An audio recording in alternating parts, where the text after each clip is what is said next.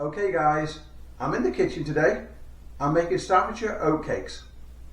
They're typically a breakfast item, similar to a crepe or something like that, but savory. And it's typical to have cheese on and broil the cheese or protein of your choice, a bacon, sausage, fried egg, or maybe all the above. There will be a link to a site in the description below that goes ahead and details much about the Staffordshire Oatcake and has a recipe in there, which the batter for this oatcake mix came from. I modified it to suit me, but it's a great starting point for you. Anyways, let's get on with it. See you in the video. Thanks, bye.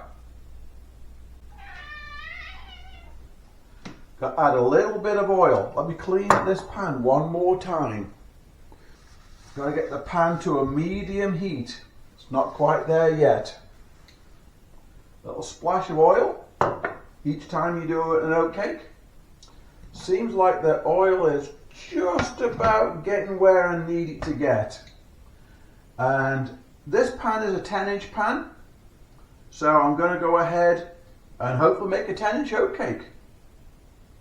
Seems like the mixture is setting, and that's a good thing. And it's starting to bubble, which is another good thing. I will take a photograph or two to put into the video as this goes along, just to show you what the process looks like. But it looks like the oatcake is cooking, and I'm going to give it another 30 seconds before I test the underside to see if it's done. Trusty spatula. It's not done yet. A little bit longer still. Might need to get the pan a little bit hotter. I think I'm going to flip this one. It's not quite right, but I think that's because originally the pan wasn't hot enough. That's okay. As I say, the first one is always a little bit tricky.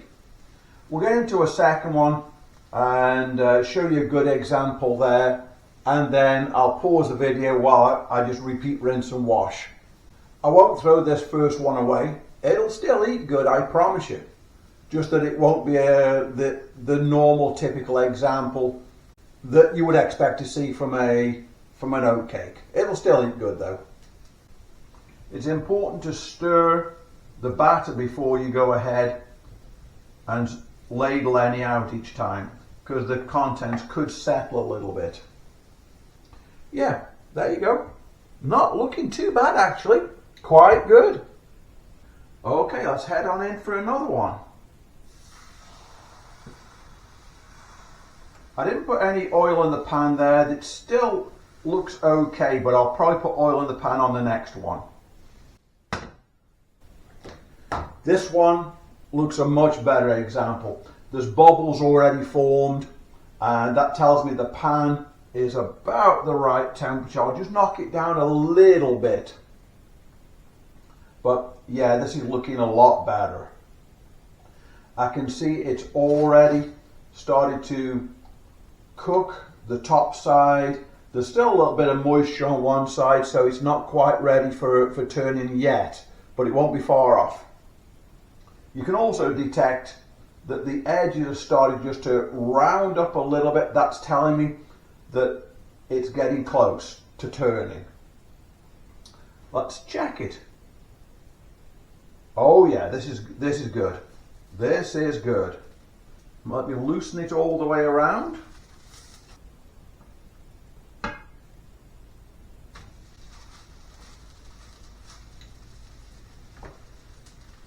That's good. And I'll take a quick photograph.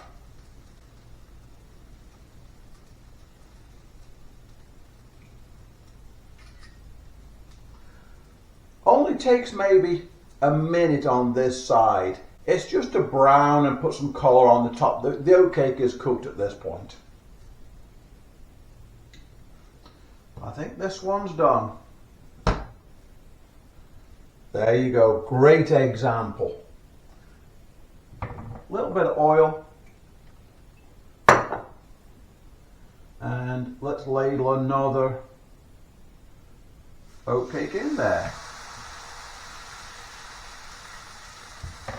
Let's fill the pan edge up.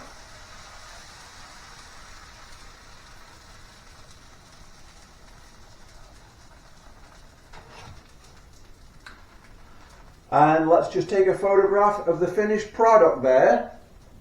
The point of reference, that's a great looking oatcake. And so there you have it, folks. The last two are cooling down. There's actually 9 on the plate. So we got a yield of 11 out of that batter mix. And as I said, 9 to 12 is generally the yield. So some might have been a little bit smaller, but anyways, let them cool down, and maybe in about 30 minutes, time to go ahead and test them out, but they're looking good. Thanks for sticking with me, folks. See you on the next video. Bye.